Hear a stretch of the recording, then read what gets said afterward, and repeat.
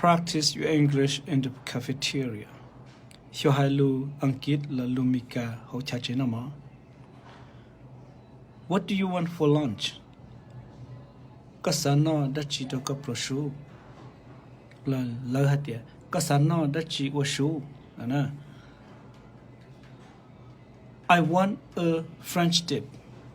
I want a French dip กูสาเตาอิลูนจวจีฟักกี้นะนุ่นจวจีฟักกี้นะนึกว่าชิญะเหานึกว่าไก่ยูนึกว่าดอนึกว่าอีจอของกิเนี่ยตัวเขานะไอ้ยันนี่เรื่องคือภาษาเกิดลูมิกาอีนูอีปัญโยหรืออีนูอีลอลูนะเดี๋ยวนู่นเราเขาไปเกิดจะ French dip รุ่นจวจีฟักกี้